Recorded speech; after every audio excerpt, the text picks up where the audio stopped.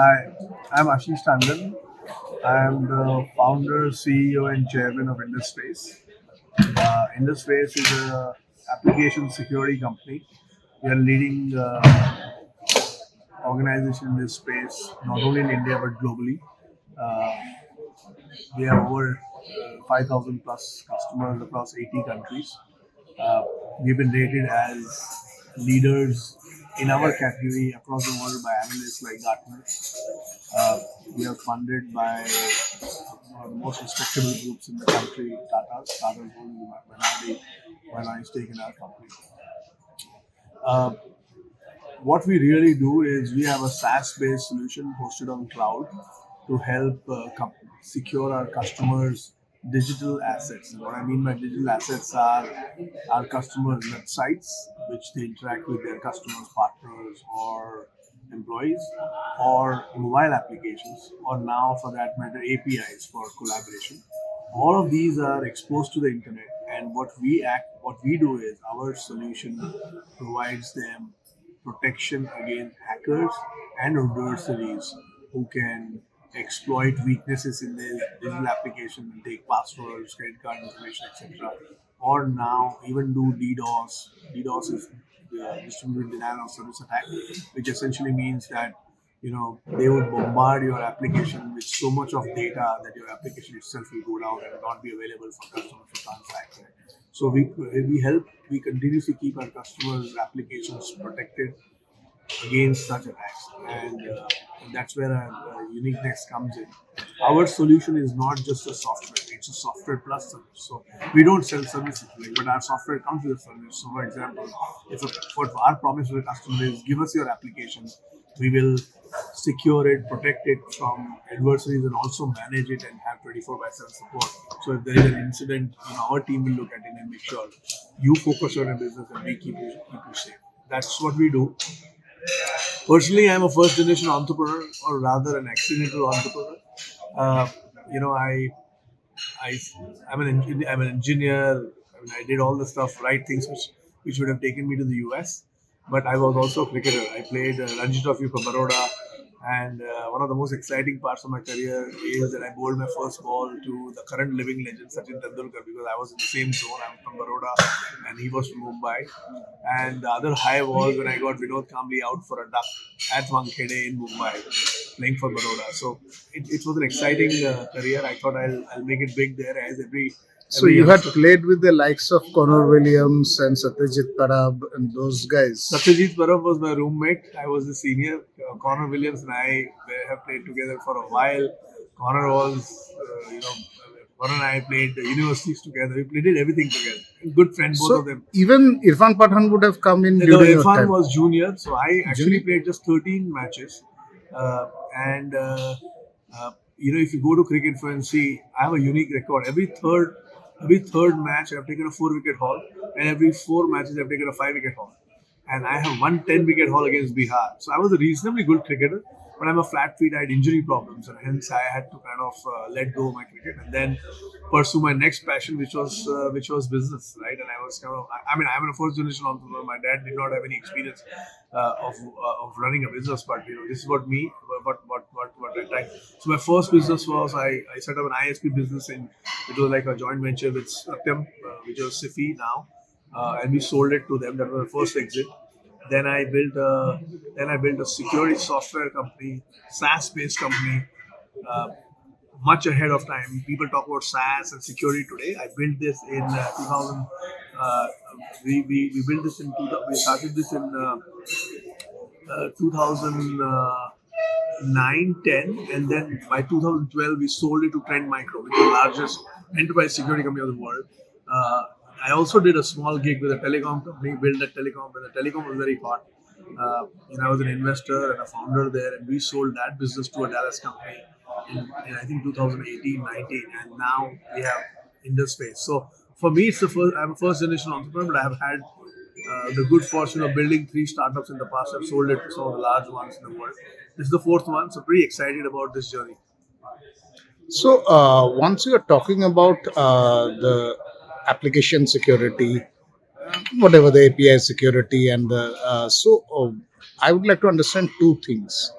one, how do you differentiate yourself, because it's a very cluttered field, I'd say.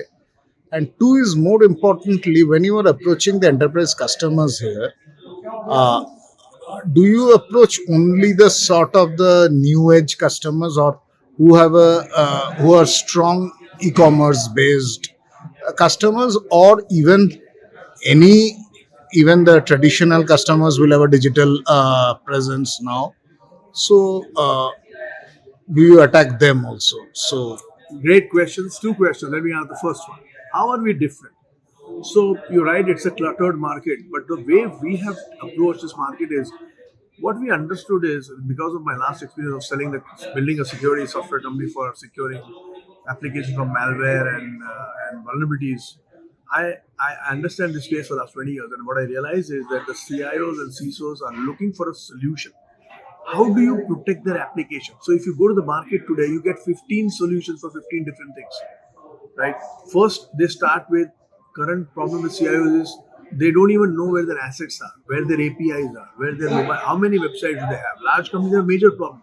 So we start with the first process of discovery. So we discover and tell them these are the web applications, these are the mobile applications, these are APIs. Once we discover them, we do a risk assessment on them. So we do a risk analysis and say, are these applications secure or a hacker can exploit? These are immediate.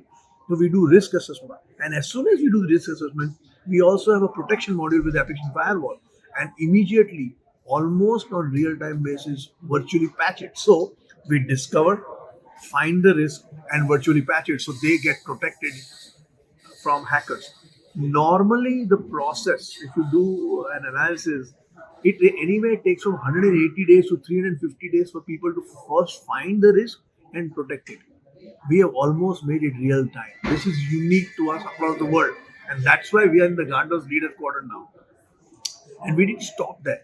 What we also figured out is there are other attacks like DDoS and bot attacks, where the attacks are not based on vulnerabilities, but attacks are based on bombarding your site with more traffic, with unwanted data to bring your application down. So we added those aspects, and then we have CDN, which is like when you are putting security in, you don't slow down your application. Your customer experience should not go down. So we added CDN. So this is an entire platform available to the customer, and it is fully managed. So the other problem customers have is, oh, we have these many tools, but we don't know how to run it. How do we make how to make how to take advantage of it, and make sure everything is working in harmony for that the customer they remain secure. So they don't have people skills. A manufacturing company, a healthcare company, a BMS, this is not their core business. And in any case, these resources are scarce. So we added the managed services part as well. So now the advantage to the customer is that all of this is available on a single pane of glass on our portal. So when a CIO goes in, he finds out, these are the assets I have. These are already protected. This is the risk posture. The DDoS, CDN, everything is working fine, and they have a single pane of glass to keep them safe, right? So as I said, so because we have a very broad platform, and this is exactly what the customers wanted, right? So, and the way we have integrated this is, and then some of the aspects the customers might have. For example, customer might have a risk assessment module, or they must be doing research on that. So what we are telling them is, this is part of our product portfolio. They can continue doing the same thing, and they can actually use this as a maker checker, right? They have two areas to check. So they can check from us, and they can continue to check from them and see if both of them match. The good thing is, or maybe our services, the majority of our customers who had two of them and used us as part of this and said we'll use you as a checker, now we have almost become a maker, and they've eliminated, because our solutions are pretty. We invest a lot on our R&D and signature development, and making sure that our product is up to date and has all the right coverage, right? So I think that, so from that perspective, we become very unique. Also, one of the other trends we are seeing is customers having disparate solutions and having disparate people to manage. It is not integrated. Hence, the CIOs and CISOs do not have a real life picture or any point of time picture of where do they stand, right? So a lot of consolidation is also happening. A lot of customers who have several other solutions, they are kind of letting them go and kind of zeroing down on us. but on the other hand, many CISOs tell us also that they want to sort of spread the risk in terms of. So as I said, it's both happening. So we are finding both. And if you look at my customer portfolio, name any vertical, and three of the top five would be our customers in India. So just name any verticals you want, right? So I have a good experience of CISO work, and you're right. There are some who would want to continue with separate ones, and some of them are consolidating. Right? So which are the verticals you have maximum traction? So BFSI, so leading banks are our customers. We have financial institutions, insurance, general insurance, health insurance, life insurance. Name a vertical, and we'll have top of five. We are doing very well at enterprise, large companies, Tata's groups, the Aditya Birla group, the Reliance group. We are pretty doing the Hero group. I mean, we have named a vertical, and we have the largest amongst us. We are doing very well on the retail side, right? Whether it is Titan, whether it is Marico, whether it is Asian Paints, we were generally chatting about how are the traditional companies doing. I mean, Usha is a brand which all of us know. Now, Usha is a traditionally sold through, you go and buy a Usha fan or Usha. Entire Usha group is now, all the products are available digitally, and they're all protected by us. So it's not anymore Manyavar, right? It's a gold jewelry. Who would have thought that you can buy jewelry online? And they are our customers, right? So I think it's what we have realized over time is that digitalization has, after COVID, has affected, or people, if you're not digital, you're not a company to reckon with, right? I mean, that's what we are figuring out, right? And it is not, it's whether it's healthcare, whether it's Cipla, or whether it's the healthcare companies, or whether it is, I mean, as I said, name a vertical and people are taking it. We have got Wonder Cements. I mean, who would have thought Wonder Cement would be using us, right? So they use us. They have a lot of digital offerings. So these 18 countries, when you mentioned your customers, 880. Yeah. And specifically, how big will be the India market out of it?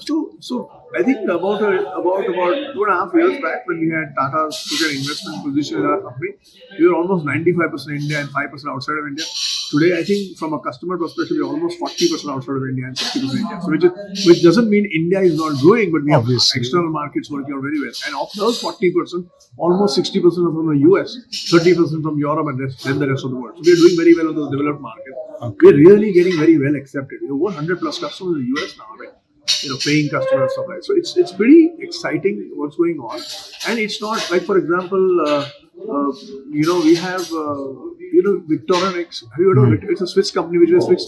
They are our customers, right? Okay. So the point I'm trying to make is that, and we are having customers across. Right? We have got a mutual fund association of Canada as our customer. We have got. So it's not, and then we also have the new age companies, the new SaaS companies, the new startups. There's a new vertical. There it is, we have, that's a new age company which is where it's completely digital.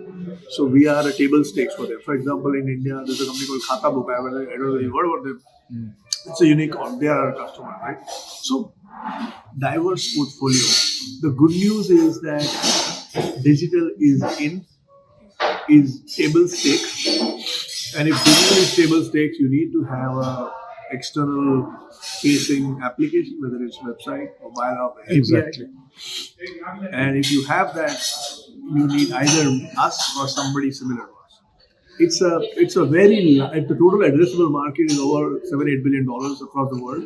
Exactly. And so what I was saying, since it's this SaaS-based model, you would be working with the large cloud providers as a partner. So we are absolutely. So we are working with two of the largest public cloud providers. Both the big ones. Big ones, and we are leveraging them for and because So you are a partner with both AWS and Azure.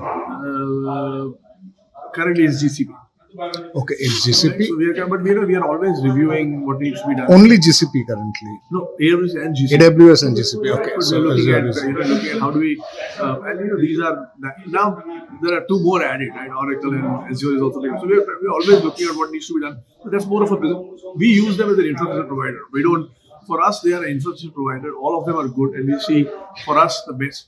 Who are the now when everybody's similar? Who provides the best cost? Because they are a cost. But a lot of these enterprises now have multiple clouds. So it doesn't matter to us because what happens is in our solution, we think about us that before any user goes to your website, they go through No, us. so what I was trying to say is that enterprise, their offline presence They can- might be on they GCP, can be but their anywhere. digital might be on AWS. So They can be anywhere. We are cloud agnostic. We really don't care. So what happens Okay. is the traffic comes to us. We send the clean traffic back to your application, and this could be hosted anywhere. We really don't care. All you need to tell us where should we send the traffic. So we are cloud agnostic from where customer is. In our case, we use because we are cloud. Our services are hosted on the cloud.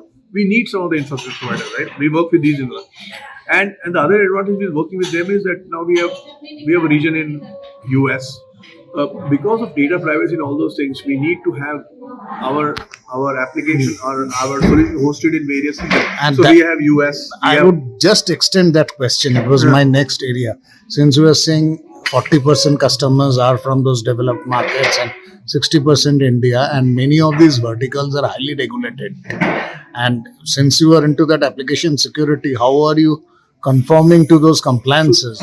So, for example, we have a region in US, we have a data center in US, we have a data center in Europe, we have a data center in Middle East, we have a data center in Australia, we have a data center in India. So wherever we have customers, we make sure the data center we have our application closer to them and keep the data there. The other things that we are doing for compliance is we are PCI certified. We are GDPR. PCI is basically a standard for credit cards and online transactions. We are GDPR compliant, which is basically for data privacy in Europe. We are ISO certified. So all our entire we make by being ISO 27001 certified, we make sure that we have all the security policies in place to make sure our customer data is handled properly. We have our infrastructure SaaS, is SOC 2 certified. We are in India. We are CERT certified. CERT is a government of India's mechanism to figure out that our application testing process are right. So essentially, we make sure all the compliances which affect our customers and making sure regulatory approvals are not a bottleneck. We are compliant to all of them. Okay, so that compliance is. So now coming more to the go-to-market thing, specifically both for India. First, I'd like to understand for India, what are the sort of go-to-market initiatives that you have, and what sort of strategy that is based on, and then the overseas also. So our strategy is very simple. So being a startup, I think few years back, it was very important. It was not. It was very difficult to us. Ideally, we would have wanted to start with a channel strategy, but most of the channel used to come and ask us how many customers you have and stuff like that, right? So, I think up until last year and a half, we were a direct company where we had an enterprise sales team where we used to go and get enterprise customers, work with the customers, etc., etc., and that built us credibility, got our customers. But now, for about a year and a half now we are trying to pivot. We are pivoting towards the channel strategy. We have signed up 3 of the top distributors in the country, and work with about 150 plus partners across India. And now we work with them and through them to kind of acquire new customers. There is no more direct in India. So the only way we do direct is if our customer comes and say, "I'm going to work only with you." So then we'll have to work with our channel team and make them understand that that's what it is. It's not us or whatever. But our endeavor is now to work through channel. That's what our plan is, and it's a very scalable model. And then we expanded this model to Middle East and Africa. So we have now distributors in Middle East and Africa, and the same strategy. So this was for India, Middle East, Africa. We worked our own team and got customers, and now we are using channel strategy to acquire international customers. We deployed a digital strategy where we used to use digital mechanisms to reach out to customers across the world through all the digital media, whether it is SEO, whether it is using ads and LinkedIn and various other social media mechanisms. And we've been pretty successful. But that got us more small to mid type customers. And because we are very successful there, as I said, almost 40% of customers outside, we decided about 8 9 months back that we need to leverage this, and now we replicate the same model in India and go to mid to larger customers and deploy the channel strategy. So there also, we have signed up one of the largest distributors of the world in the US, for US and Canada region, and we are now rolling out our strategy, the GTM strategy of channels. So they have thousands of partners in the US, working through them, and now trying to replicate the same model in the US. They moved our some of our moving one of my co-founders there. We have got more skin in the game. We've got a we have expanded our board, got somebody from the US who understands the market. So doing all the stuff to kind of now expand this to the US region. Okay. And solution wise, or product wise, or geography wise, anything. It can be geographic expansion, product expansion, solution.